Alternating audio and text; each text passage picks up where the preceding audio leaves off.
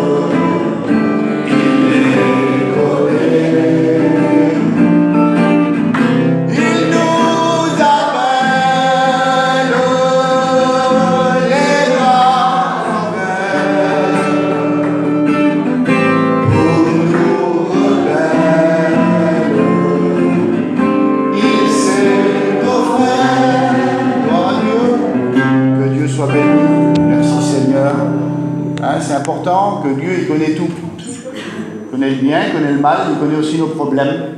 Merci Seigneur. Il est notre Père. Il sait les problèmes qu'on a. Il les connaît. Que Dieu soit béni. Voilà, on chante encore un cantique ensemble. On va chanter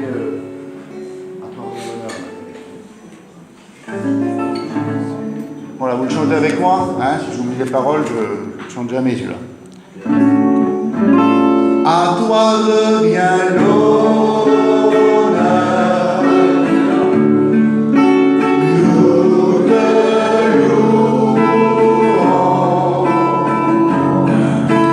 nous levons nos mains vers toi, Seigneur, pour élever ton saint nom. À toi revient l'honneur.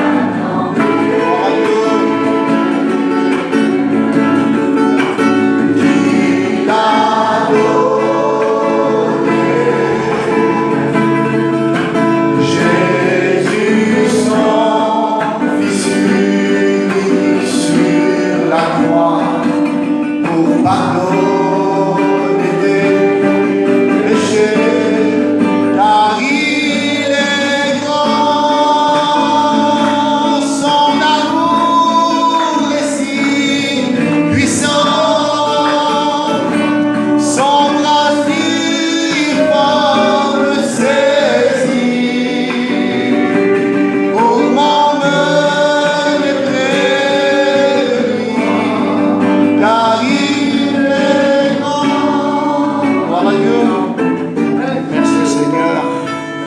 à Dieu, que Dieu soit béni. Hein, je lisais ça ce matin, je lis ce verset. Il dit que quand nous étions encore des pécheurs, le Christ il est mort pour nous. Amen. Hein, merci Seigneur. Et ça c'est la preuve de son amour, frères et sœurs. Il ne s'est pas donné pour des justes ou pour des petites brebis sans défaut, non. Pour des personnages qui n'en valaient pas la peine, des pécheurs, comme moi, comme vous, comme tout le monde. Lui, la Bible dit que c'est là qu'il est venu se donner. Hein, que Dieu soit béni. Merci Seigneur. Et ce matin, on est là pour l'adorer. Hein, on est là pour prier. On va prier le Seigneur ensemble. Hein, on va demander à un frère de prier le Seigneur. Je voudrais demander au Louis de prier le Seigneur. Hein, on courbe les francs ensemble. On prie que Dieu soit béni. Merci Seigneur. Quelle joie d'être chrétien. Sois béni Seigneur. Dans ce monde de ténèbres. Pour la gloire Quelle Seigneur. joie t'appartenir. Merci Seigneur. Quelle joie d'avoir ta parole. Merci Jésus. D'avoir ton Esprit Saint. Merci Seigneur. Quelle joie d'avoir des frères et sœurs en Christ. Merci à Dieu. Quelle joie d'avoir une direction, un but dans la vie. Merci pour ce matin. On met cette réunion entre tes mains.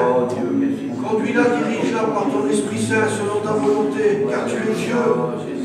Connais les besoins d'un cœur, d'une vie ou d'un foyer peut-être ce matin. Parle au moyen des cantiques, parle au moyen de ton serviteur, béni. Au nom de Jésus pour ta gloire. Amen. Merci Seigneur, que Dieu soit béni. Voilà, on peut goûter les frères, c'est un cantique, hein, en chorale. Voilà, venez les frères, s'il vous plaît.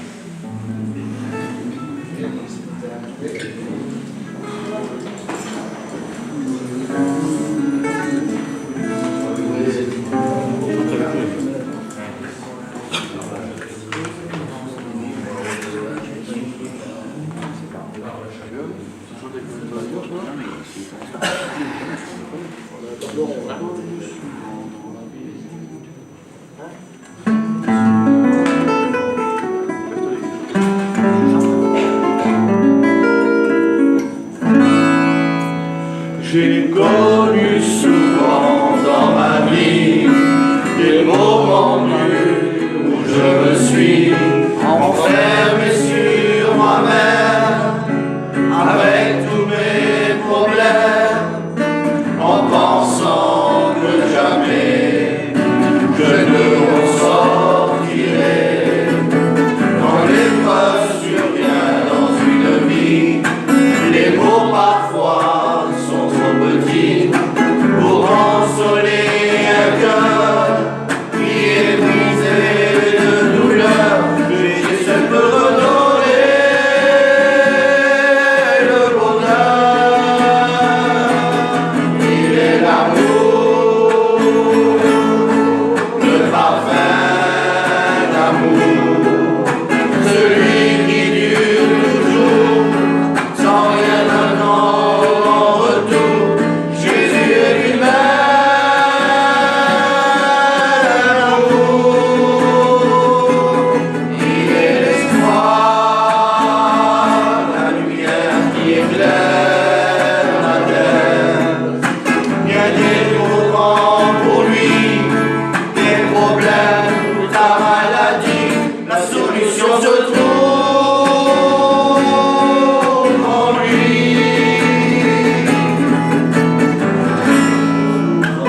Dans ma vie, des moments durs où je me suis enfermé sur moi-même avec tous mes problèmes, en pensant que jamais je ne m'en sortirai. Quand l'épreuve survient dans une vie, les mots parfois sont trop petits pour consoler un cœur qui est brisé de douleur. Jésus seul peut redonner le bonheur. Il est l'amour, le parfum d'amour, celui qui dure toujours sans rien attendre en retour.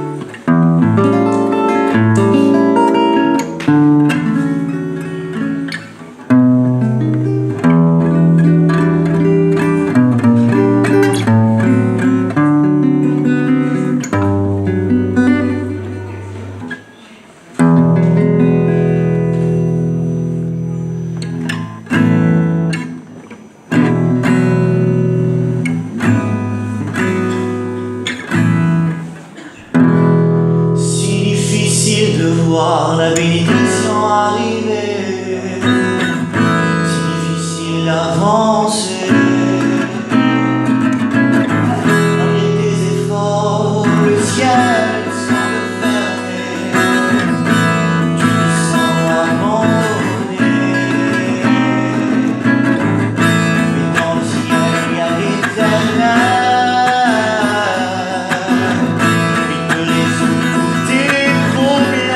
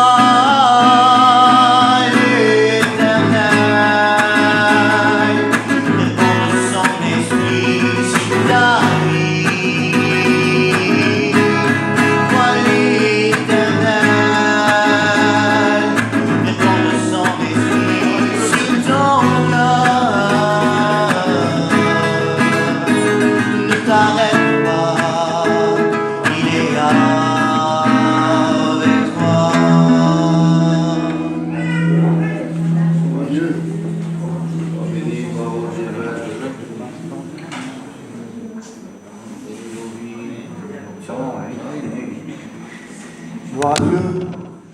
Amen, les chrétiens. Merci Seigneur. Merci à Dieu. On va chanter un dernier cantique.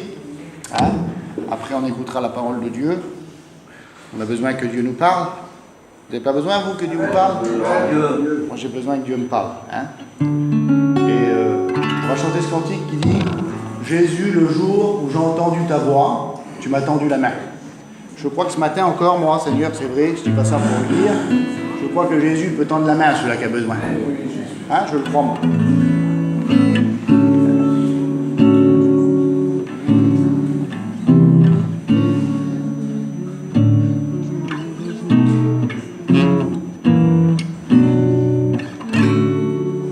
Attendez que je retrouve, parce que... Allez, vous chantez avec moi. Jésus,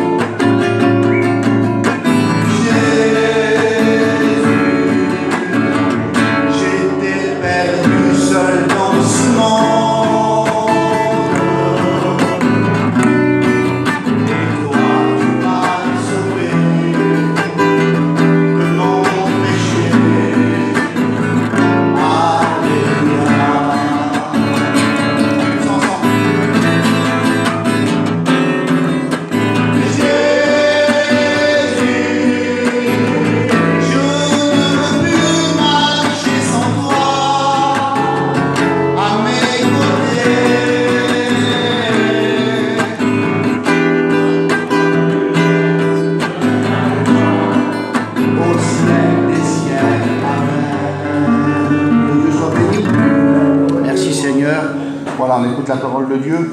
Hein. Que Dieu bénisse son serviteur pour nous. Hein. Amen.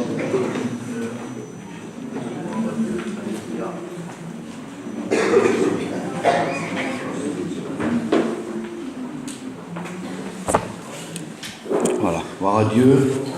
Amen. Hein. On est réunis ce matin, c'est dimanche, pour le Seigneur. Et puis, on est là pour être bénis ce matin. J'écoutais le cantique tout à l'heure, c'est difficile, c'est pas difficile d'être béni. Si on veut être béni, on est béni. Tout est là. C'est une disposition du cœur et d'avoir un bon cœur surtout. Parce que si on n'a pas un bon cœur, mes frères et sœurs, on ne peut pas être béni. Ça n'existe pas. Le Seigneur ne rentrera pas dans un endroit où il n'y a pas accès. Il faut qu'il y ait l'accès ce matin pour qu'on puisse être bénis ensemble.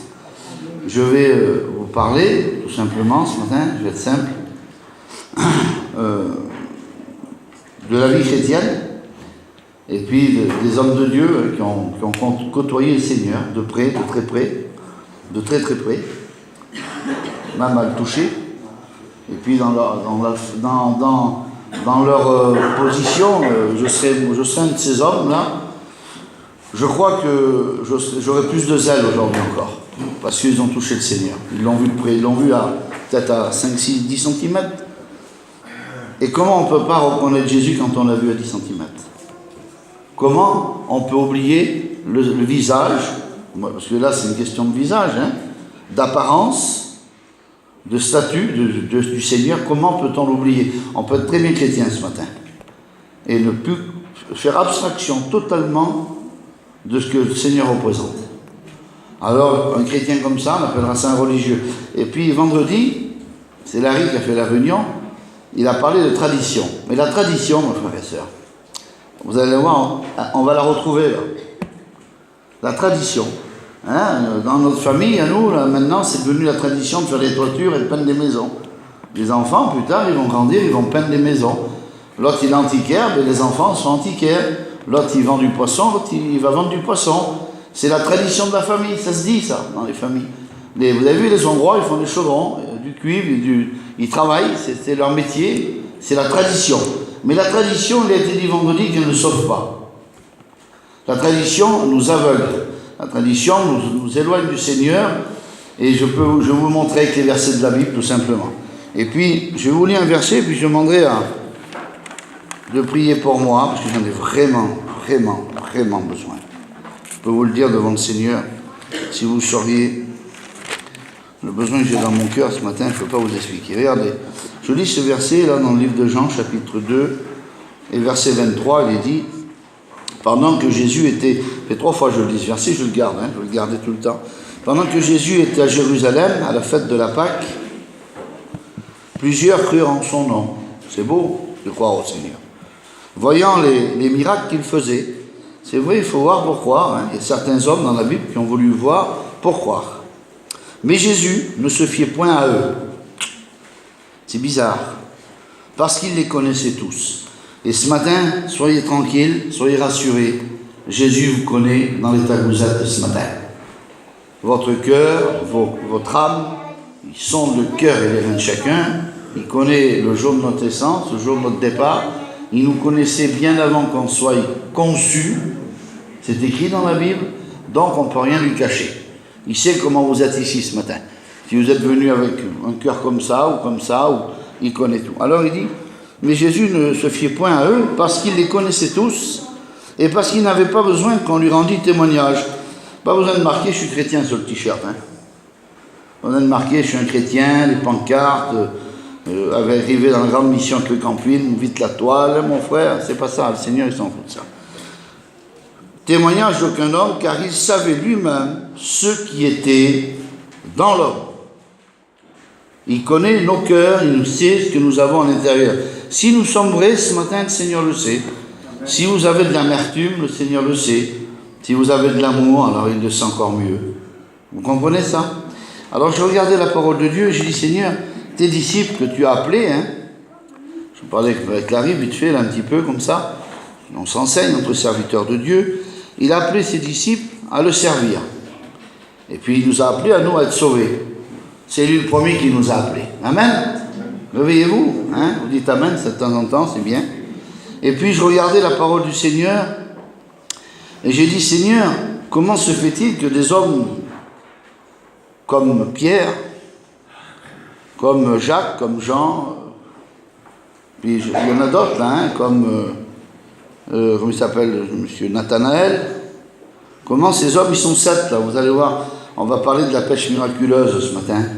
Mais je ne vais pas vous pêcher, on fera un petit mot peut-être, on verra peut-être pas. Je ne vais pas vous parler des poissons, hein. Les poissons c'est bien, c'est là, la Narbonne. Je vais vous parler moi de la position de ces hommes de Dieu. Eux qui ont vu des miracles, eux qui ont vu des grandes choses. Alors je lis pour vous prouver quand même, et puis on va prier le Seigneur. Je vais redemander au petit Louis de prier pour moi ce matin. Tu veux prier pour moi, c'est le petit Louis pour moi? Prie pour moi.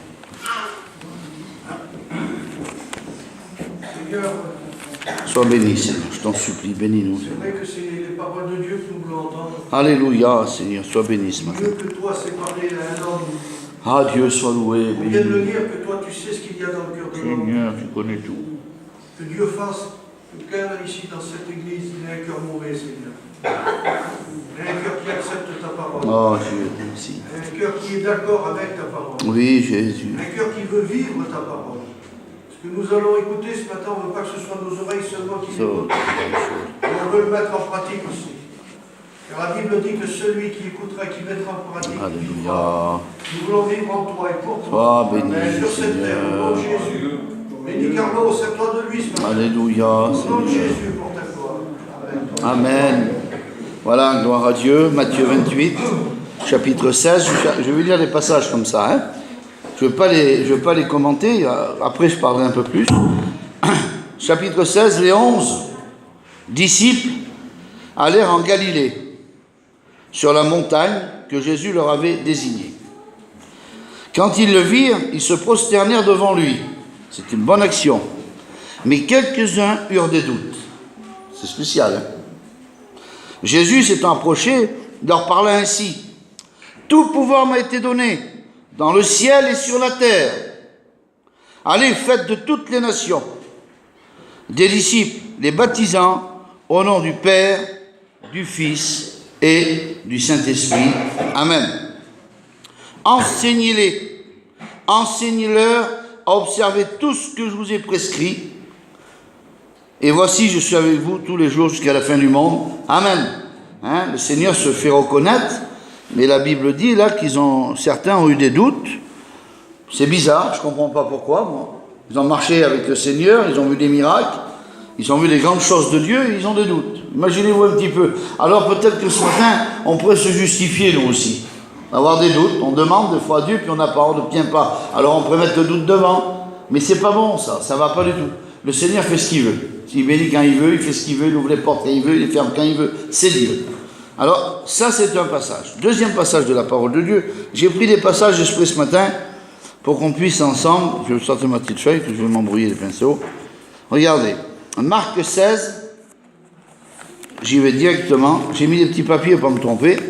Regardez un petit peu la similitude. Hein. C'est des versets de la Bible dans les évangiles qui se ressemblent, mais toujours avec les mêmes propos. Jésus étant ressuscité, là il est ressuscité le Seigneur. Le matin du premier jour de la semaine apparut d'abord à Marie de Magdala, de laquelle il avait chassé 7 démons. Pas petite la demoiselle, hein? Elle alla porter la nouvelle à ceux qui avaient été avec lui. Elle arrive, voilà, j'ai vu le Seigneur, il est ressuscité. Et qui s'affligeait et y pleurait. Les disciples s'affligeaient et pleuraient. Jésus leur avait enseigné maintes et maintes fois qu'il devait passer par la croix, mourir et ressusciter. Mais ils n'avaient pas compris. Alors ils se sont affligés. Certains chrétiens, au jour d'aujourd'hui, nos frères et sœurs, excusez-moi, hein, s'affligent inutilement. Vous savez, on ne va pas en parler, Seigneur, mais on a passé des moments difficiles, Seigneur, et encore. Et s'affliger, c'est normal, on est des hommes sur cette terre. On souffre, on a un cœur, et si on a un vrai cœur, hein, disons-le comme c'est, on doit souffrir. Alors s'affliger, ces hommes-là s'affligeaient parce que Jésus était mort, parce que Jésus avait été mis au tombeau. Mais le texte continue. Elle alla porter la nouvelle à ceux qui avaient été avec lui. Quand on est avec le Seigneur, on ne doit pas s'affliger, mes frères et sœurs. Dites Amen, s'il vous plaît. Je vous trouve endormi, je ne sais pas ce qui s'est passé. On est là dimanche, c'est béni ce matin, on va être bénis ensemble. Et qui signifiait, et qui s'affligeait et pleurait. Quand ils entendirent qu'il vivait et qu'elle l'avait vu, ils ne le crurent point. Regardez le doute de ces hommes. Après cela, il apparut sous une autre forme à 2 autres disciples qui étaient en chemin pour aller à la campagne. C'est écrit comme ça. Ils revinrent l'annoncer aux autres qui ne le crurent pas non plus. Ces 2 hommes-là, on en parlait un petit peu 2 minutes tout à l'heure, ils sont revenus vers les disciples, ils ont dit voilà, on a vu Jésus, on a marché avec, il est ressuscité. Ils n'ont pas cru non plus. C'est spécial, comment ça se fait? Enfin, il a apparu aux 11. Il est venu, le Seigneur se fait voir, il n'est pas restreint, il veut affirmer qu'il est ce qu'il est, puis il veut surtout fortifier ses hommes. Il est apparu aux 11 pendant qu'ils étaient à table, il leur reprocha leur incrédulité. Ça, c'est terrible, mes frères et sœurs. L'incrédulité, ça peut être de dire, Seigneur, pourquoi, c'est l'incrédulité. Et la dureté de leur cœur. Parce qu'ils n'avaient pas cru à ceux qu'il avait vus ressusciter. 2e verset de la Bible. Donc, on s'aperçoit que ces disciples-là, des hommes de Dieu, qui ont marché avec lui, qui ont vu des miracles, qui ont vu des grandes choses, on en parlera encore un petit peu, comment ça se fait qu'ils n'arrivent pas à croire à la résurrection du Seigneur, tout en ayant été affirmés par d'autres frères. Par exemple, moi je prends le Larry, ou les frères serviteurs qui sont là, on aurait un message à vous porter ce matin, vous dire Jésus ressuscité, on l'a, on le sait ça, mais dans ce temps-là, et que les chrétiens diraient c'est pas vrai, on ne le croit pas, nous. C'est pas normal, mes frères et sœurs. Vous croyez que Jésus est ressuscité? Amen. Oh Dieu. 3e passage de la parole de Dieu, dans Luc. Je lis les versets pour vous faire comprendre quelque chose. J'espère que vous êtes là. Je ne sais pas. C'est pas grave, Si vous y êtes, ça va être bien. Si vous n'y êtes pas, c'est pas méchant. Vous regarderez sur Internet. Regardez. Tandis qu'il parlait de la sorte lui-même, se présentant au milieu d'eux, il leur dit, la paix soit avec vous. Saisis de frayeur, regardez tous les mots, peur, doute, ils ne croyaient pas, saisis de frayeur et d'épouvante, ils croyaient voir un esprit. Mais il leur dit, pourquoi êtes-vous troublés? Pourquoi pareille pensée s'élève-t-elle dans vos cœurs?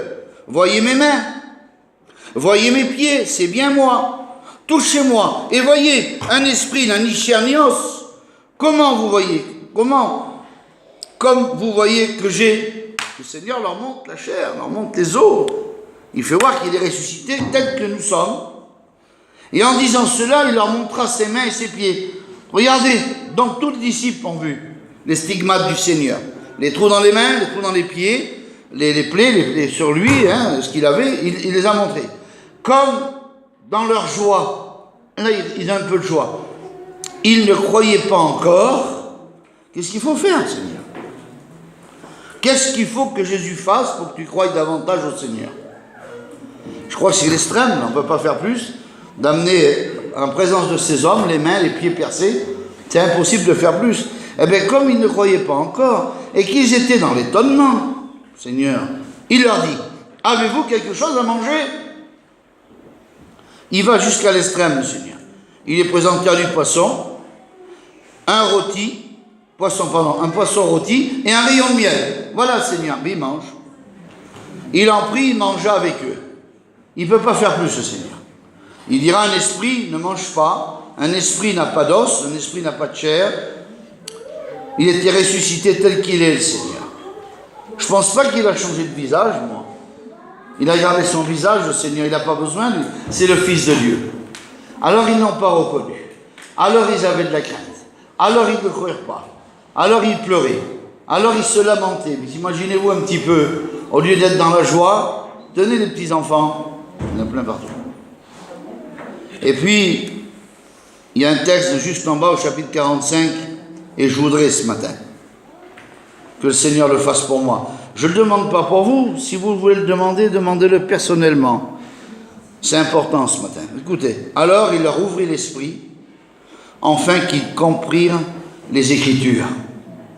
Et on a besoin. Vous avez besoin d'avoir l'esprit ouvert ce matin? Non, mais dites Amen. si vous avez besoin que votre esprit s'ouvre, de comprendre les Écritures, parce que vous savez, c'est pas 30 ans de vie chrétienne qui fera un chrétien dans le ciel. Hein. Je peux vous l'affirmer, hein, et c'est écrit dans la Bible. Hein. C'est pas le temps qui fait. Nous, on n'est pas des religieux. Hein. Vous savez, les religieux, ce qu'ils font, ils prennent des fouets, ils se fouettent, ils marchent à genoux, ils se font mal, ils se privent de nourriture en croyant que ça va arranger leur vie chrétienne. C'est pas ça l'évangile. L'évangile, c'est autre chose. L'évangile, c'est ce matin. Hier, c'est fini. Avant-hier, c'est fini. Ce qui est devant nous, ça n'existe pas encore. C'est maintenant. Est-ce qu'on est chrétien ce matin? Dites Amen. Vous avez peur, vous êtes des chrétiens, Seigneur. Vous avez été baptisés, hein? D'accord? Puis vous avez accepté le Seigneur, dans les bons comme les mauvais jours, hein? Alors, je regarde encore, et je lis là. Je ne vais pas prêcher longtemps, mais je vais vous faire comprendre quelque chose. Vous savez, le Seigneur s'est montré 3 fois après la résurrection. Il s'est montré 3 fois. Donc, il était déjà avec les stigmates, hein, je vous l'ai lu, hein, il s'est montré aux disciples avec les mains percées, les pieds percés, et il est venu devant un homme qui s'appelle Thomas. Et on l'appelait Didyme. Et j'ai regardé, et le mot Didyme veut dire jumeau. Mais c'est pas parce qu'on est jumeau d'une personne qu'on va vivre la même vie. Chacun, la Cali, je sais qu'elle a une jumelle. Hein, voilà. Mais sa sœur, elle est à Bordeaux, et elle est à Perrières-Minervois. La Cali a peut-être mangé un rôti hier soir, et sa sœur a peut-être mangé du poisson. C'est parce qu'il faut qu'on est jumeau de quelqu'un qu'on sera un chrétien. Le salut est personnel, mes frères et sœurs. Dites Amen, s'il vous plaît, c'est bien. Hein? On n'est pas jumeaux. Un jumeau, c'est dans les choses du monde. Mais quand on est un chrétien, on est un chrétien. Il n'y a pas besoin d'être un jumeau pour être un chrétien. Et le mot Thomas, Didyme, veut dire jumeau. C'est un jumeau des disciples, mais il est incrédule. Alors il est incrédule, et puis Jésus vient le trouver. Et puis, il y va de tout ce qu'il peut faire, le Seigneur. Voilà Thomas. Thomas, tu crois pas, toi? Tu as peut-être des doutes ce matin, je ne sais pas, en ton cœur, là. Tu crois pas? Alors regarde, donne-moi ta main. Allez, touche là. Tu vois les trous, là? Tu vois? Ça, c'est moi. Donne-moi ta main, Thomas. Passe-la dans mon côté. Il va encore plus loin que les autres disciples. Il en montre que les pieds et que les mains. Mais à lui, il lui fait voir son côté. Il lui dit, passe ta main dans mon côté. Thomas, incrédulité. Il aurait pu dire incrédule. Incrédule, donne-moi ta main. Incrédule, touche mes mains. Incrédule, passe ta main dans mon côté. Incrédule, ce serait peut-être son nom. Et il le fait. Et il dit, parce que tu as vu, tu crois. Et Jésus lui dira une parole extraordinaire. Il dit, heureux celui qui a cru sans voir. Alors, je vois ce matin des chrétiens et des chrétiennes, moi, qui ont cru sans voir. Est-ce que vous avez vu Jésus comme ils l'ont vu? Dites-le en vérité. Personne. Mais on a une faculté, chacun, personnellement, dans notre imagination, de s'imaginer l'apparence du Seigneur. J'en suis sûr et certain. Je demanderai, on fait un écrit, chacun le dépeindrait à sa façon. Il est comme ça, il est comme ça, il est comme ça. C'est comme ça, c'est le cerveau qui veut imager quelque chose. On s'imagine, mais c'est plus que ça. C'est le Saint-Esprit qui arrive à nous révéler le visage du Seigneur. Parce qu'on est ses enfants. Il s'est fait connaître à nous, en travers sa crucifixion, en travers ses souffrances, mais il fait plus que ça. Il est capable ce matin de se montrer à toi. Et puis je regardais la Bible, je dis, Seigneur, comment ça se fait que des hommes comme ça, alors on lira le texte dans le chapitre 21 de l'évangile de Jean, cette pêche miraculeuse, c'est une merveille. Si vous la lisez, c'est quelque chose de toute beauté. Et puis là, je suis calari dans l'oreille, il y a 7 disciples. Le chiffre parfait, le chiffre de Dieu. Il n'y en a pas 8, il n'y en a pas 15.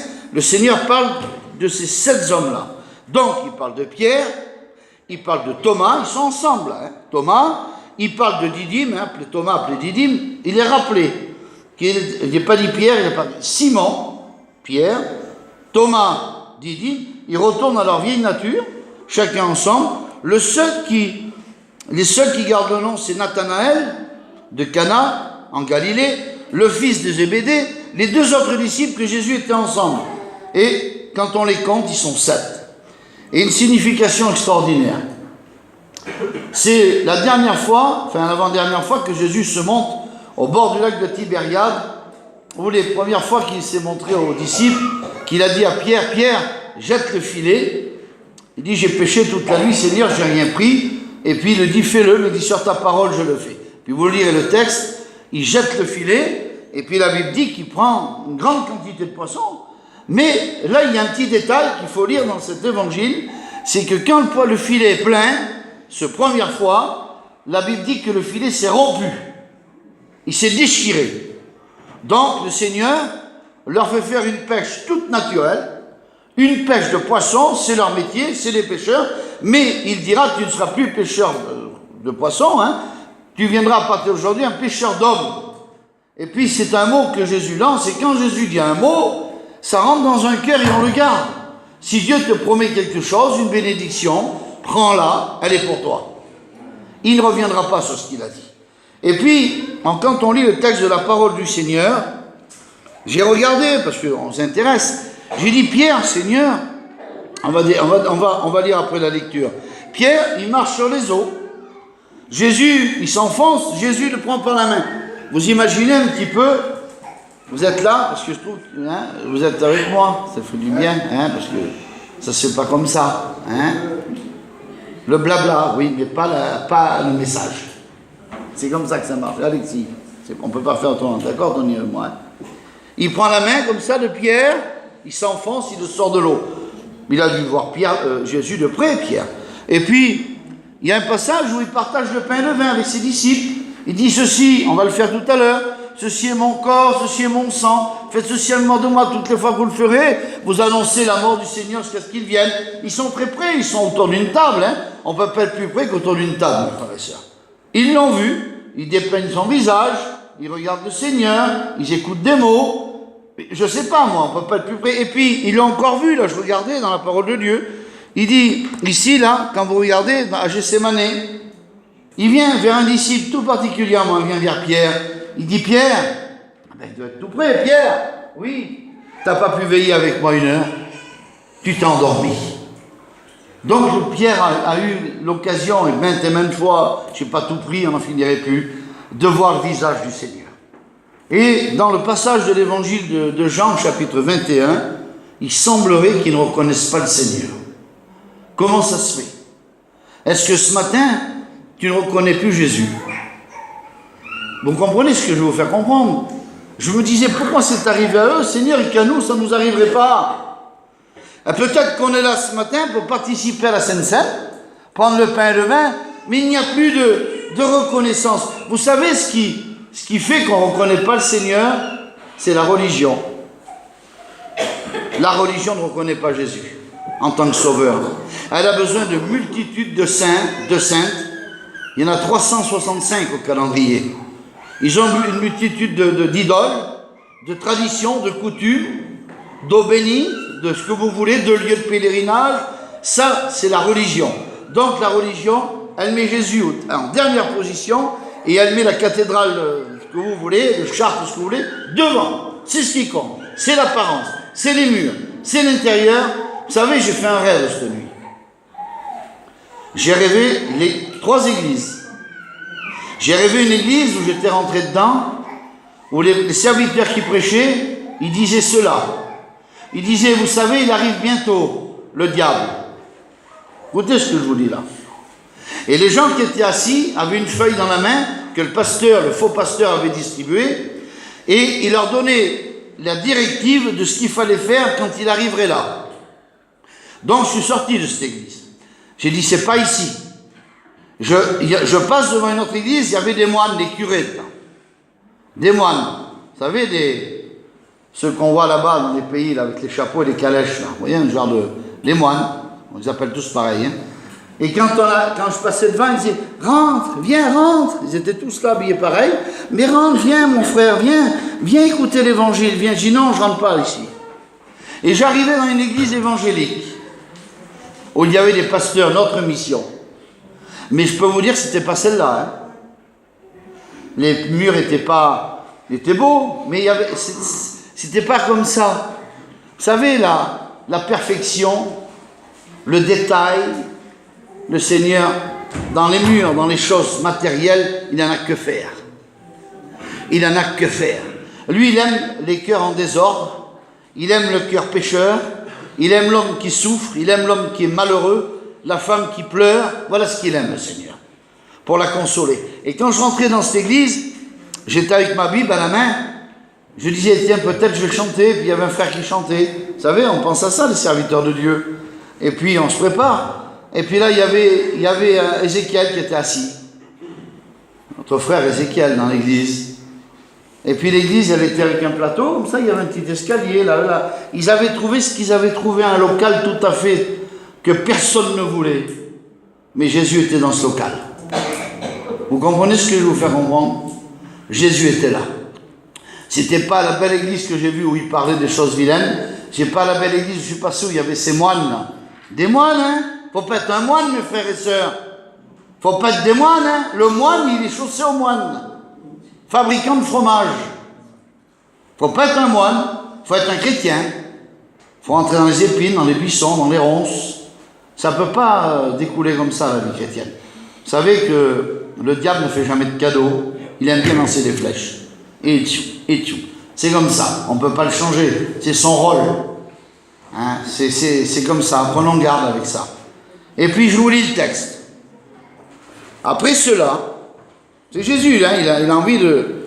Jésus se montra encore aux disciples. 3e fois.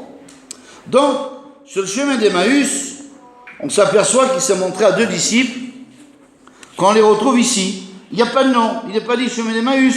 Il est écrit à 2 autres disciples. Donc, le rapprochement est juste en haut, se fait. Les 2 disciples à qui Jésus s'est montré, les seuls qu'on connaisse dans la parole de Dieu, c'est les disciples sur le chemin d'Emmaüs. Il n'y en a pas d'autres, on ne voit pas d'autres, moi. Hein. Ensemble, quand ils marchaient, et la Bible dit qu'ils l'ont reconnu à Jésus après une marche, quand il est rentré dans la maison, à la fraction du pain, parce que il n'y a que Jésus qui faisait ça, il partageait le pain et le vin, donc il comprit que c'était lui. Après cela, Jésus se montra encore aux disciples sur les bords de la mer de Tibériade. Écoutez bien. Et voici de quelle manière, c'est écrit comme ça, il se montra. Je voudrais ce matin, Seigneur, qu'on analyse bien la parole du Seigneur. Ce n'est pas des hommes ordinaires que je vais vous parler maintenant. Ce n'est pas le Carlo, et ce n'est pas les frères qui sont là, et ce n'est pas les sœurs que vous êtes là. Il n'y a pas de femmes, ni avec des hommes. Marie de Magdala, celle qui a eu la primeur d'aller au sépulcre pour voir Jésus ressuscité. Elle a eu cet honneur, tout en étant possédée de plusieurs démons. Jésus a permis que ce soit elle qui vienne la première de bonheur au sépulcre. Alors, et voici de quelle manière il se montra. Alors je lis. Simon-Pierre, Thomas, appelé Didyme, donc le jumeau, Nathanaël, de Cana, en Galilée, les fils de Zébédée, Jacques et Jean, et 2 autres disciples de Jésus étaient ensemble. Donc j'ai compté, ils sont 7. Le chiffre de Dieu, le chiffre parfait, le chiffre 7. Mais dans chaque homme, il y a l'évangile. Dans chaque homme, il y a la Bible. Il y a le message de Jésus. Écoutez-moi. Simon-Pierre leur dit, regardez un petit peu la subtilité, comment le Seigneur nous connaît, comment le Seigneur peut sonder nos cœurs et nos reins ce matin. Simon-Pierre leur dit, je vais pêcher. Il va à la pêche. Et puis les autres répondent, hein. Vous savez, le charnel, la chair refait surface. Le Seigneur s'est montré à eux, le Seigneur s'est fait voir, le Seigneur leur a montré ses meurtrissures, mais il semblerait qu'ils ont le cœur fermé, que les yeux sont fermés, que leurs oreilles n'ont rien entendu, puisqu'il dit « je vais pêcher », et il y a un ensemble de communautés, et que c'est bon, mes frères et sœurs. On peut le prendre dans les 2 sens. Il est bon d'être ensemble, d'avoir la communion, d'être ensemble ce matin. Moi, je ne peux pas être béni si tu n'es pas béni, toi. Et toi, tu ne seras pas béni si je ne suis pas béni. Parce qu'il faut qu'on soit ensemble. Il dit, je vais pêcher. Ils lui dirent, ils répondent, nous allons aussi avec toi. Très bien. Ils sortirent et montèrent dans une barque. Cette nuit-là, ils ne prirent rien du tout. Aucun poisson. Et Jésus connaît tout. Vous savez, quand on met la part de l'homme dans les choses de Dieu, 90% d'hommes, 99% d'hommes et 1% de Jésus, négatif. Point barre. Aucun résultat, aucune bénédiction, aucun message, aucune personne sauvée, rien de bon. Il faut s'effacer afin que lui soit devant le Seigneur. Dites Amen, s'il vous plaît. Et ces hommes-là vont pécher avec leur propre savoir, avec leur force, en disant, bon, on est des pécheurs, nous, hein, Jean, Jacques, tu t'en rappelles? On a rempli le filet une fois là-bas avec le Seigneur. Ouais, oh, tu sais, c'est peut-être, je veux dire comme ça, c'est peut-être pas comme ça, mais je veux le dire comme ça. Peut-être que ça va se reproduire, hein. Allez, on va pécher, ah, il est mort, voilà. Il est ressuscité, mais il aurait pu se dire, oui, mais attends, oh, il s'est montré à nous. Il est venu nous montrer ses meurtrissures, il est venu nous montrer en particulier qu'il a fait passer la main d'un côté à Thomas, et quand même, il est venu se montrer à nous, j'aurais pu dire ça. On a besoin de Jésus pour pécher. Les hommes de Dieu, les femmes de Dieu ont besoin du Seigneur pour pécher. Pécher les âmes, hein? Pas pécher les poissons, ni pécher dans le monde, hein? Pécher les âmes. Et puis il dit, on va avec toi. Ils s'embarquent tous dans la même barque, la même décision, la même position, la même attitude. Ça y est, allez, on y va ensemble. Et il ne s'aperçoit pas que, là, il est appelé Simon, l'autre il est appelé Didyme. Ils ont des noms qu'ils avaient avant. Et puis voilà, les voilà sur l'eau. Simon-Pierre leur dit, je vais pêcher, il lui dit, nous allons avec toi aussi. Ils sortirent, montèrent dans la barque, et cette nuit-là, ils ne prirent rien. Le matin est venu. Vous imaginez, toute la nuit, ils ont pêché. Et la meilleure pêche, elle se fait la nuit. Vous savez, on appelle la pêche au lampereau. Dans le midi, là, ils sortent avec les barques, les gadgets, ils mettent une lumière. Tous les poissons sont complètement... ils voient une lumière, ils viennent, ils jettent le filet, ils les prennent. Et combien de gens sont attrapés comme ça dans le monde? Ça brille, ils y vont. Ça brille, ils y vont. C'est la lumière du diable, ça. Le lampereau. Ils viennent, ils courent, c'est beau, il faut y aller. Combien de gens sont attrapés? Et puis ils ont pêché, le matin arrive pas un poisson. Jésus se trouve sur le rivage, c'est là que c'est beau. Il n'est pas dans la barque comme l'autre fois quand il y avait la tempête. Hein. Quand il y avait la tempête, l'autre fois, là, il était dans la barque avec eux, et puis ils l'ont réveillé. Ne t'inquiète-tu pas que nous périssons. Tu vois pas dans l'état qu'on est, Seigneur, qu'est-ce qui se passe? Comment ça va? Comment ça marche? Pourquoi alors? Non, ils ont réveillé le Seigneur, et puis le Seigneur a calmé la tempête, le vent, la mer, et il a dit tais-toi aux éléments. Puis ils sont même étonnés là, quel est cet homme qui commande aux éléments? C'est Jésus de Nazareth, le Fils de Dieu. Et puis là, il est sur le rivage, et puis Jésus est subtil, que Dieu soit béni ce matin. Il est en train de leur prouver leur témoignage.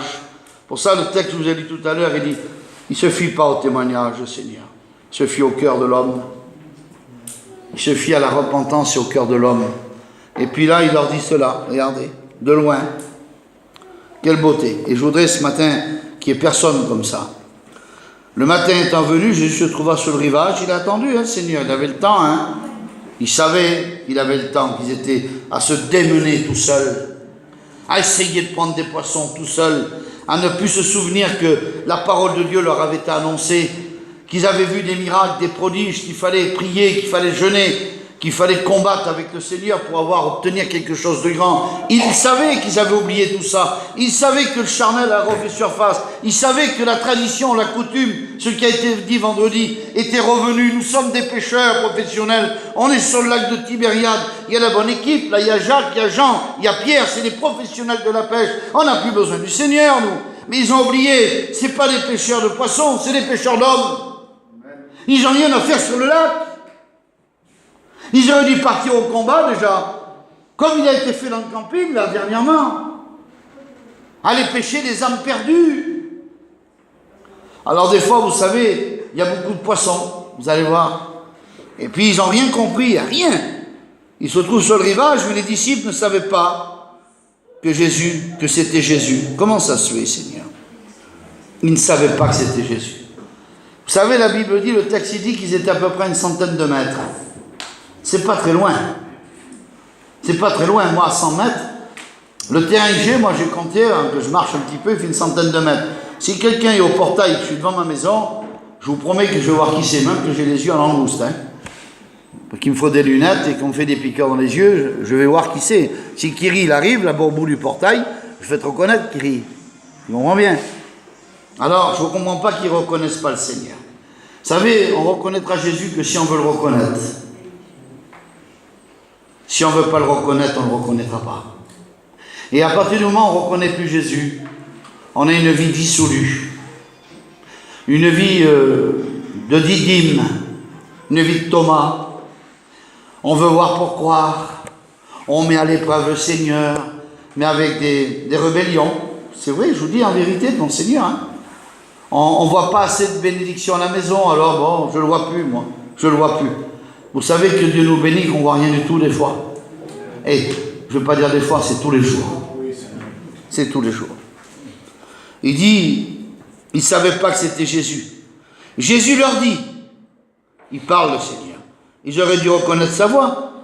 Vous savez ce qu'il est dit dans la parole du Seigneur, qu'on a envoyé des hommes pour arrêter Jésus, et ces hommes n'ont pas pu le faire quand ils sont revenus.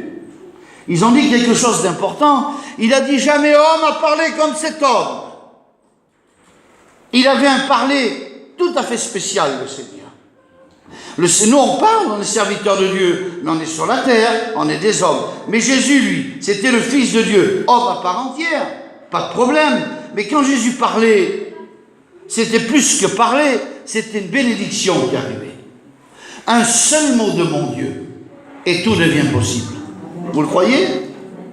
Alors, Jésus leur dit, enfants, donc c'est leur père. Harry, t'as des fils, toi.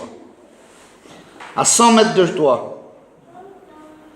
Tu vois tes deux garçons là-bas et tu les appelles, toi. Ils vont pas te reconnaître? Minouche, t'as des garçons à 100 mètres. Le Zampano, il appelle Landy là-bas, à 100 mètres. Andy! Oui ou pas? De suite. Enfant! Vous m'écoutez? Ils ne reconnaissent pas. N'avez-vous rien mangé? N'avez-vous rien mangé ce matin? Est-ce que vous avez quelque chose à me donner? Levez la main celui-là qui a quelque chose pour Jésus. Vous avez quelque chose à manger? Il veut manger le Seigneur. Il veut de la nourriture. Il veut quelque chose de ces hommes. J'ai donné ma vie pour toi, Pierre, Nathanaël, Jacques, Jean, Thomas, les deux autres disciples du chemin d'Emmaüs. J'ai donné ma vie pour vous. Vous êtes des hommes en réalité. Vous allez mourir comme tout le monde. Même que vous êtes les disciples du Seigneur. Mais qu'est-ce que vous avez à manger? Regardez ce qu'ils répondent. Que Dieu fasse que ce ne soit pas comme ça pour nous. Que Dieu fasse ce matin. Vous n'avez quelque chose à manger? Ils répondirent, non. Pourquoi tu n'as rien à manger? Parce que tu pêches avec l'humain? Parce que tu fais ta vie chrétienne humainement? Et ça, il faut prendre garde. Je le prends garde, mes frères et sœurs. On n'existe pas une réunion. Un culte, il faut venir le prendre, c'est vrai. Mais il faut venir avec quelque chose pour le Seigneur. On apporte ce matin quelque chose à Jésus. Aujourd'hui, c'est le cadeau au Seigneur. On apporte quelque chose au Seigneur ce matin. Qu'est-ce que vous avez apporté? Vous avez quelques poissons, quelques pains dans un panier pour nourrir le reste des frères et sœurs. Il a nourri 5000 personnes, sans compter les hommes et les enfants, les femmes et les enfants. Et le petit garçon avait prévu, lui. Il avait prévu qu'il allait manquer quelque chose. Eux, ils n'ont rien du tout. C'est pas n'importe qui. Et quand on regarde qui c'est, les messieurs, là, c'est pas n'importe qui. Les deux disciples, je prends un long verre, les deux disciples sur le chemin d'Emmaüs. Vous savez ce qu'il est dit? Ils marchaient dans la campagne. Vous savez qu'est-ce que ça représente, les missionnaires? Ils partaient de Jérusalem. Ils ont une mission, Tony. Ils s'en vont. Mais ils s'en vont sans armes. Oh, c'est un prophète là-bas. Ils l'ont crucifié. C'est un prophète. Ah oui, et puis Jésus marche avec eux, là. Je sais très bien que tous nos frères missionnaires, c'est des hommes de Dieu vaillants. Je vous dis la vérité devant le Seigneur. C'est pour vous donner un exemple, et c'est écrit comme ça. Je ne vois pas où je peux les placer à ces deux hommes, moi. Je ne vois pas où je peux les mettre autrement. Ils partent en campagne, ils s'éloignent de Jérusalem. Ils ont une mission, peut-être. Ils vont aller là-bas, mais il ne faut pas qu'ils disent n'importe quoi. Il faut qu'ils reconnaissent que c'est Jésus qui a été crucifié. Et le Seigneur se fait reconnaître. Il rentre dans la maison avec eux. Il dit, quand il a rompu le pain, ils le reconnaissent. Et il n'y a que le Seigneur qui a ordonné la Sainte Seine, frères et sœurs. Et faites ceci en mémoire de moi, à chaque fois que vous le ferez. Vous annoncez la mort du Seigneur jusqu'à ce qu'il revienne. Il y a un acte d'obéissance, de rompre le pain et de boire le vin, le sang du Seigneur. Alors ils sont là. Et puis le Seigneur continue. Et puis il y a Nathanaël. Qui c'est Nathanaël? Regardez si on lit le texte de la parole de Dieu. Je les ai cochés, c'est tellement joli, Seigneur. Dans Jean 1, regardez, je ne vais pas être long, mais je vais vous faire comprendre quelque chose ce matin. Que Dieu m'aide. Nathanaël lui dit, peut-il venir de Nazareth quelque chose de bon? Philippe lui répondit, viens et vois. Viens et vois. Donc il est venu et il a vu Jésus. Jésus, voyant venir à lui Nathanaël, dit de lui, voici vraiment.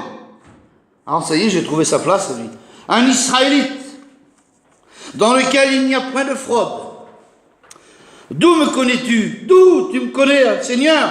D'où tu m'as vu? Quand tu m'as vu? Lui dit Nathanaël. Jésus lui répondit, avant que Philippe t'appela, quand tu étais sous le figuier, je t'ai vu. Le Seigneur nous connaît quand on prie, mes frères et sœurs. Le Seigneur le sait quand on souffre et compris qu'on a besoin de quelque chose. Il nous voit. Amen. Avant que Philippe ne t'appelât, quand tu étais sous le figuier, je t'ai vu. Nathanaël répondit, il lui dit, Rabbi, ça y est, maître, tu es le Fils de Dieu. Tu es le roi d'Israël. Jésus lui répondit, parce que je t'ai dit que je t'ai vu sous le figuier, tu crois, tu verras de plus grandes choses que cela. Un Israélite, alors qu'est-ce qu'il fait là, lui? C'est Israël. C'est le peuple des Juifs. On trouve deux hommes qui s'en vont évangéliser sur le chemin d'Emmaüs, qui auraient dû... Ils ont marché avec le Seigneur, ils l'ont invité dans la maison, ils ont rompu le pain, il dit, le cœur ne battait-il pas dedans de nous quand il nous parlait? Comment ça se fait qu'ils, d'un petit bateau à une centaine de mètres, ils ne reconnaissent pas le Seigneur? Nathanaël, identique. Identique, Nathanaël. Il ne reconnaît pas. Le micro, là. Le troisième. Quand on reprend le verset de la Bible, regardez, c'est spécial. Il y a donc Thomas, Didyme, le jumeau que je vous ai dit. Le mot Nathanaël veut dire don de Dieu. Don de Dieu. Quelle beauté. Israël, c'est un don de Dieu. Don de Dieu. Alors, maintenant il y a Thomas. Et Thomas, il est sur la barque, lui. Puis Thomas aussi regarde. Qui c'est cet homme là-bas? Ils sont là ensemble, les 7 dans le bateau, là. Mais je ne reconnais pas. Et comment ça se fait, Thomas, que tu ne le reconnais pas, toi? Tu te rends compte, tu sais ce qu'il a fait, le Seigneur, pour toi? Il s'est approché peut-être à 10 cm de toi. Il t'a dit, donne ton doigt, Thomas, passe-le dans mes mains. Donne ta main, Thomas, rentre-la dans mon côté. Est-ce qu'on peut être plus près de Dieu que ça? Est-ce qu'on peut être plus près, Daniel, du Seigneur, en passant la main dans le côté, là où il avait été percé? Je ne crois pas. Je ne crois pas. Et il ne reconnaît pas le Seigneur. Qu'est-ce qu'ils ont de plus ou de moins que nous? Ils ont vu des grandes choses, des miracles, ils ont marché avec le Seigneur. Le Seigneur a montré des choses extraordinaires. Et ces hommes ne reconnaissent pas Jésus. Alors Thomas, il ne reconnaît pas Thomas. Il ne sait pas, il ne voit pas. Et puis, Pierre, pareil. Vous savez ce que dit la Bible? Pierre, il est sur le bateau, lui, il est tout nu. Il s'est déshabillé. Et ça, c'est une signification, mes frères et sœurs. Il s'est déshabillé et il aura une réaction juste après qu'un disciple aura dit quelque chose. Et le disciple qui dit quelque chose, c'est extraordinaire. C'est le disciple qui dormait sur la poitrine du Seigneur. C'est Jean. Et vous savez que Jean, c'est le symbole de l'amour. Et l'amour fait reconnaître Jésus. Amen. Merci de Rocky pour Jésus. L'amour fait reconnaître le Seigneur. Dites Amen. Amen. Vous avez peur de dire Amen, hein? On a peur des fois, hein, Seigneur. L'amour, l'amour, l'amour, l'amour. Il faudrait lire le texte de l'amour, là. J'ai demandé à Larry, je ne me rappelais plus dans Corinthiens, où c'est chapitre 13. L'amour, on le lira après. Alors, regardez bien. Vous n'avez rien mangé? Non, non. Alors il leur dit, jetez les filets du côté droit de la barque. Et vous trouverez. Vous savez, quand le Seigneur nous demande de faire quelque chose, mes frères et sœurs, on trouve. On trouve. J'ai parlé avec des hommes de Dieu, moi, des serviteurs de Dieu, qui ont voulu ouvrir des portes dans des lieux, des endroits, où il y avait 99% d'humains et 1% d'évangiles. Ils se sont cassés la figure. Ça a duré 3 mois, 6 mois, ils sont fait qu'ils rentrent chez eux à la maison. Il ne s'est rien passé. C'est Dieu qui dirige. C'est Dieu qui conduit. C'est Dieu qui nous montre le chemin. On ne peut pas aller où on veut nous, c'est lui qui nous dit où aller. Vous comprenez ça? Amen. Et puis voilà. Ils jetèrent le filet, et tellement qu'il y avait des poissons, ils ne pouvaient plus le retirer. À la différence que là, le filet ne s'est pas rompu. La première pêche miraculeuse, le filet s'est déchiré tellement qu'il y avait du poisson. Et Jésus fait simplement une pêche miraculeuse. Hein. Il dira avec des mots, là il leur montre un autre exemple, un autre modèle. Là c'est une pêche un peu spéciale qu'il leur fait faire. Parce qu'il ne prend pas une multitude de poissons. J'en parlais un peu avec Larry là. Il prend 153 gros poissons. Donc c'est particulier. La première pêche, il y a une multitude de poissons à l'intérieur du filet. Quand il tire le filet se déchire. Ça veut dire que quand c'est une pêche d'homme, quand c'est l'homme qui pêche, pas pécher, le mot pécher, hein, mais pécher, s'il n'y a pas Dieu avec lui, ben le filet va se déchirer. Et il va perdre des hommes et des femmes.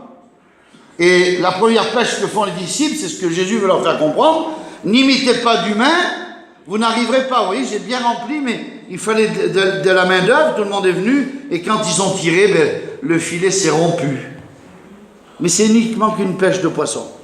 Tandis que la deuxième pêche qu'il fait là, c'est une pêche spirituelle. C'est une pêche de serviteur de Dieu. C'est une pêche de chrétien.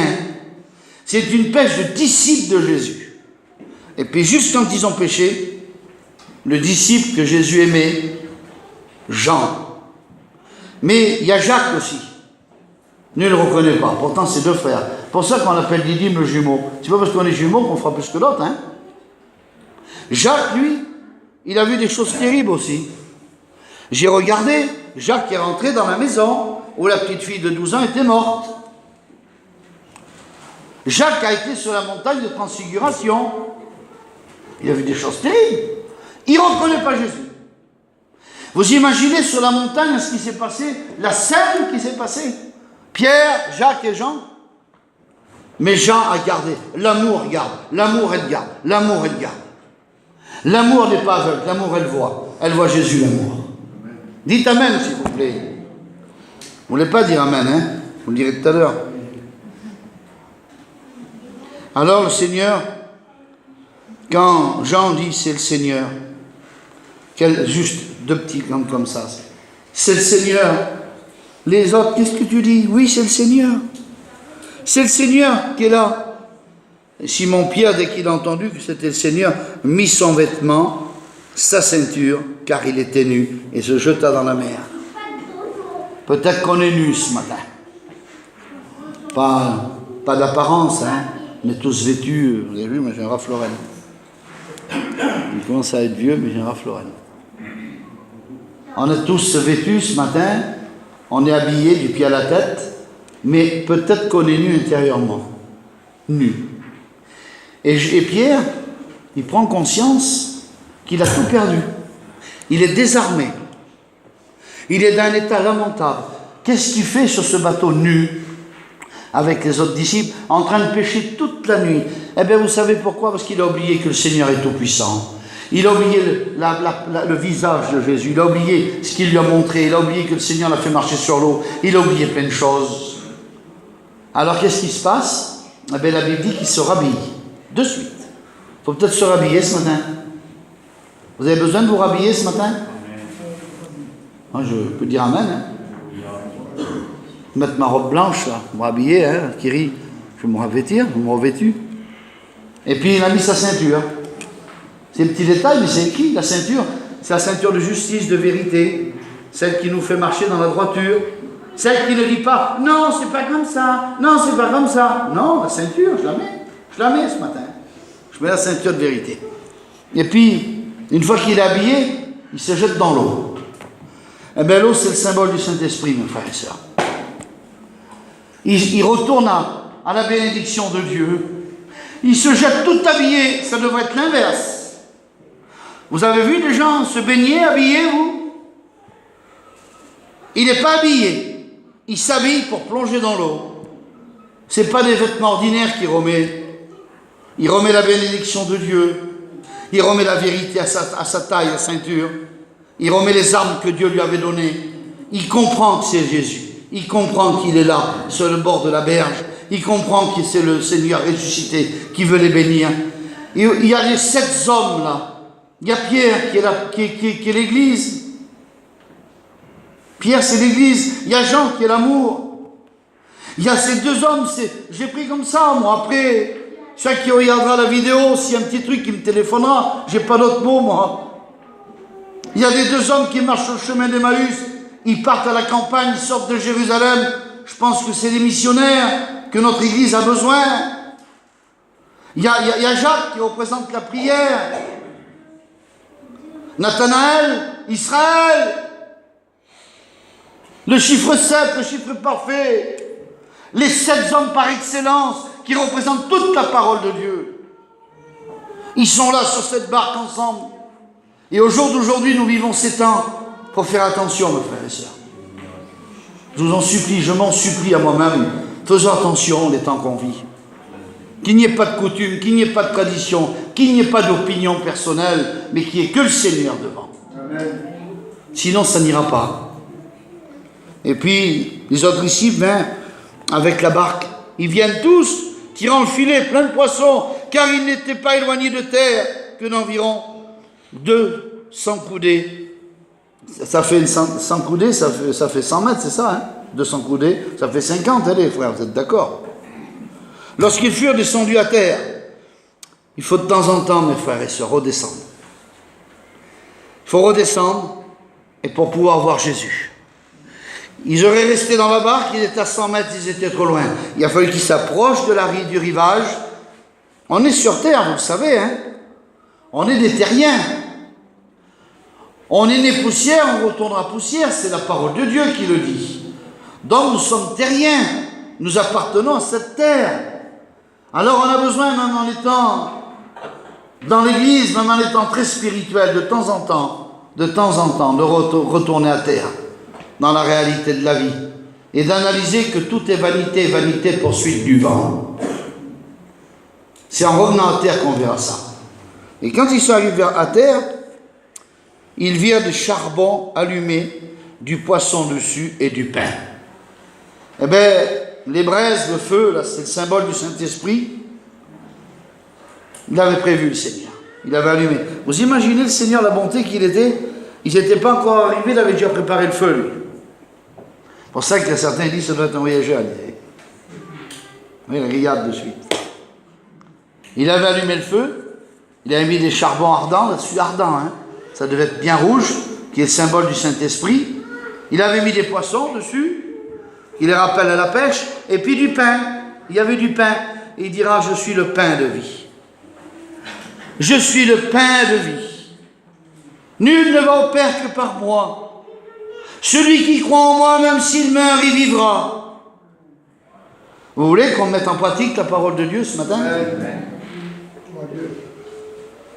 Et puis le Seigneur, il aime faire participer le Tony, le Giovanni, le Louis, Larry, le Rudy, le Carlo, puis tant d'autres serviteurs de Dieu, puis vous, chrétiens, chrétiennes, je les prends à eux parce que je les connais bien, il aime faire participer à la bénédiction. Regardez ce qu'il fait le Seigneur. Nous, ce serait nous, on ne l'aurait pas fait. Jésus leur dit,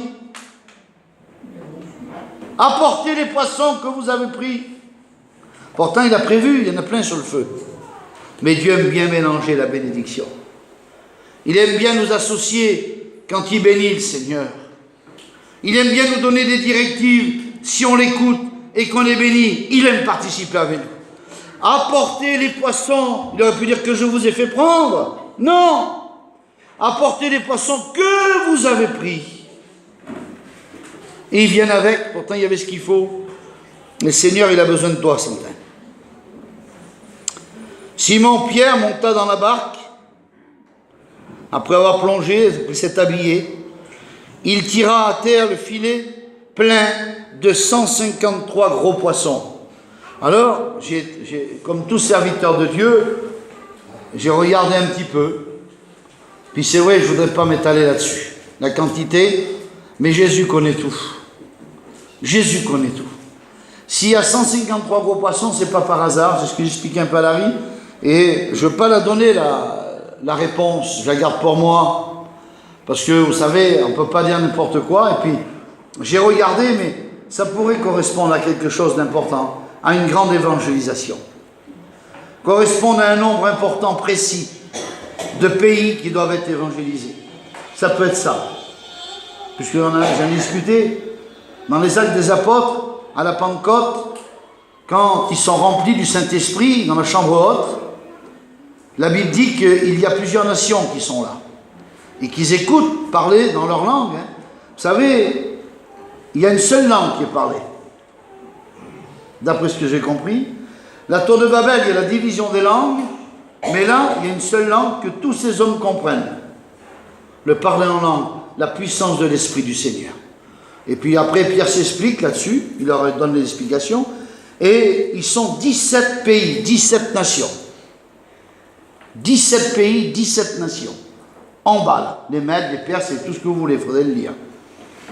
Mais quand il y a les 153 gros poissons, et celui qui regarde la vidéo, je dis ce que j'ai pu chercher, et ça pourrait correspondre, puisqu'il y a Nathanaël, Israël, il y a l'Église, il y a les 2 disciples d'Emmaüs, il y a Jacques, la prière, il y a Jean, l'amour, il y a Simon, il y a toute l'équipe, la Pierre, tout ça, qui est là, le chiffre 7, et peut-être que les 153 gros poissons, c'est l'évangélisation que Jésus annonce à ces hommes.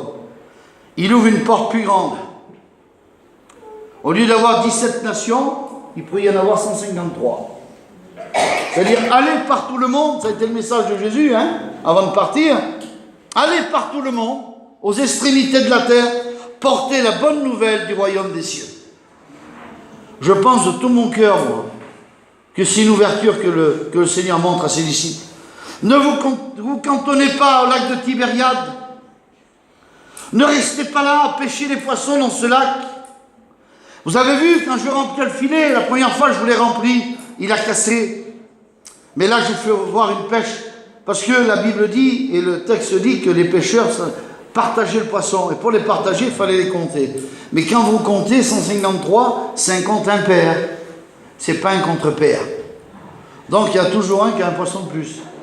2, 4, 6, 8, 10, 153, c'est pas pair, ça ferait 152 ou 154. 153. Alors, c'est une ouverture d'évangélisation. Et à partir de ce moment-là, il se passe quelque chose de grand.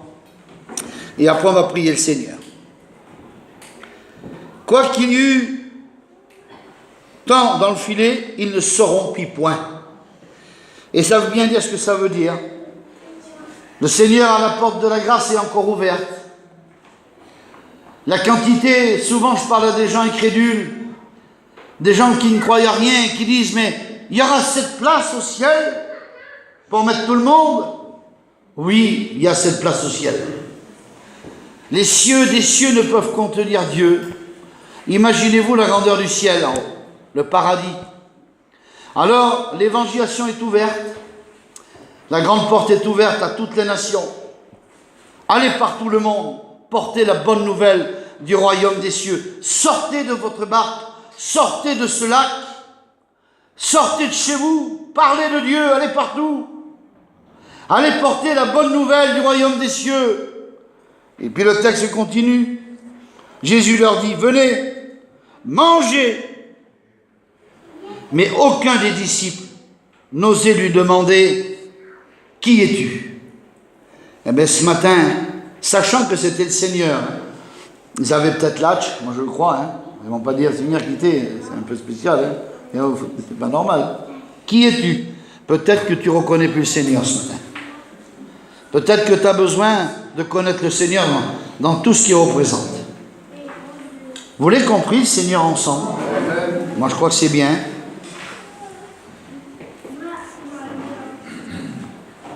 Jésus s'approcha, laisse-le s'approcher ce matin. Il prit le pain et leur en donna. Il fit de même du poisson. C'était déjà la 3e fois que Jésus se montrait à ses disciples depuis qu'il est ressuscité des morts. Alors ce matin, on va rendre grâce à Dieu. Je ne sais pas, moi, Seigneur, peut-être qu'on ne reconnaît pas vraiment les attributs du Seigneur. On ne reconnaît pas la toute-puissance de Jésus. On n'arrive même plus à s'imaginer comment il est. Parce que des fois, la vie, elle nous fait mal. Et c'est vrai que lui, il est l'auteur que du bien, que de la bénédiction. Et ce matin, dans la simplicité qui m'est donnée, et que Dieu vous donne surtout, c'est de demander à Dieu de se faire reconnaître à vous. S'il t'appelle sur le rivage ce matin, vas-y. S'il t'invite à manger, va manger avec lui. Va parce que tout est à gagner avec le Seigneur. Rien, ni en haut, ni en bas, ni rien nous séparera de l'amour de Jésus. L'amour, c'est ce qui a fait que Jean a reconnu le Seigneur. C'est pas terrible, hein? Si on lit ce que Jean a fait par rapport à Pierre, par rapport à ces hommes, voilà, c'est qu'il avait l'amour. Il dormait sur la poitrine du Seigneur. Il a reconnu le Seigneur. Il a dû le reconnaître de loin, surtout aussi quand il les a appelés. « Enfants, n'avez-vous rien mangé ?» On a reconnu Pierre à son parler. On a dit, il était avec lui. Mais non, si on te reconnaît comme tu parles. Un chrétien, ça se reconnaît à ça, comme il parle. Un chrétien ne parle pas n'importe comment. Un chrétien ne parle pas n'importe comment, mes frères et sœurs. Un chrétien, il ne fait pas des choses qui ne vont pas. Nous, on se confie en Dieu, c'est tout. Amen. On prie le Seigneur ensemble, s'il vous plaît. On rend gloire à Dieu ce matin. Vous voulez qu'il vous ouvre les yeux ce matin? Il leur a ouvert l'esprit. Seigneur, ouvre-nous davantage l'esprit ce matin. Ouvre notre cœur.